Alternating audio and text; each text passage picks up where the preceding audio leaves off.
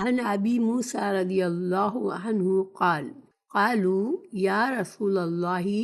ای الاسلام افضل قال من سلم المسلمون من لسانہ و یدہ، رواہ بخاری کتاب الایمان۔ سیدنا ابو موسیٰ رضی اللہ عنہ سے روایت ہے، وہ کہتے ہیں کہ لوگوں نے پوچھا یا رسول اللہ صلی اللہ علیہ وسلم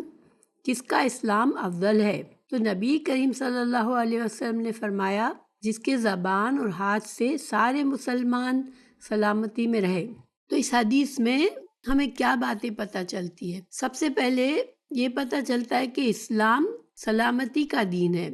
اور جو انسان خود کو مسلمان سمجھتا ہے اس کی ظاہری علامات کیا ہونی چاہیے؟ تو دیکھیں، جو انسان دوسرے انسانوں کے ساتھ اس نے معاملہ کرتا ہے وہ اللہ تعالیٰ کے ساتھ بھی اس نے معاملہ کرے گا، یعنی کہ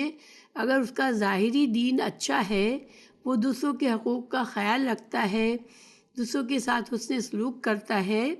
تو پھر وہ ایسا نہیں ہو سکتا کہ اسلام میں آنے کے بعد وہ اللہ پر ایمان رکھنے کے بعد وہ اللہ کے ساتھ اس نے معاملہ نہ کرے، یعنی کہ اللہ کی عبادات میں اور اللہ کے احکامات پر عمل کرنے میں جانتے بوجھتے کمی کوتاہی کرے، کیونکہ اسلام سے پہلے خون ریزی عام تھی اور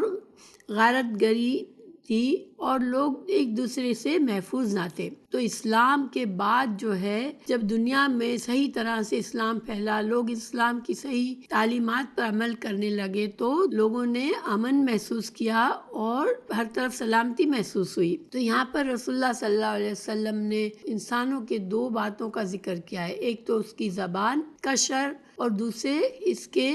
ہاتھوں کا شر، کیونکہ انسان کے تمام معاملات جو ہے، تمام اعمال و افعال و تصرفات جو ہے جس سے وہ دوسروں سے معاملات کرتا ہے،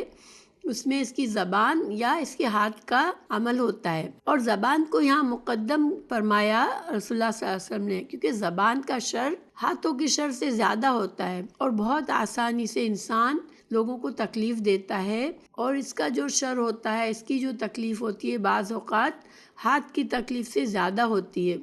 اور یہاں پر تمام مسلمانوں کو اپنے شر سے محفوظ رکھنے کی بات ہے، تو یہاں پر مسلمان سے مرد اور عورت سب شامل ہے، بلکہ ساری انسانیت شامل ہے، کیونکہ جو انسان دوسرے مسلمانوں کا خیال رکھے گا، ان کو تکلیف اور ایذا نہیں دے گا، وہ عام طور پر دوسرے انسانوں کے ساتھ اور اللہ کی دوسری مخلوق کے ساتھ بھی وہ اچھا تعلق رکھے گا، اچھی طرح سے ان کا بھی خیال رکھے گا، ان کو بھی تکلیف سے،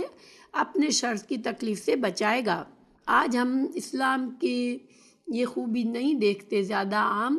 دنیا میں شر پھیلا ہوا ہے اور امن و امان کی کمی ہے، لوگوں کے دلوں کو سکون نہیں ہے، ہر انسان دوسرے انسان سے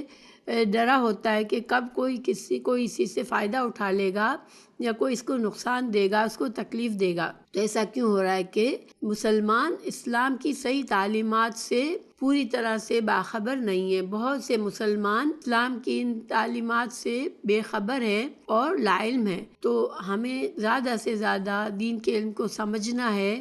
اور اس کے مطابق اگر ہر مسلمان اپنے آپ کو ڈھال لے اسلام کی تعلیمات کے مطابق، تو ہر طرف امن و امان اور خوشحالی ہو سکتی ہے۔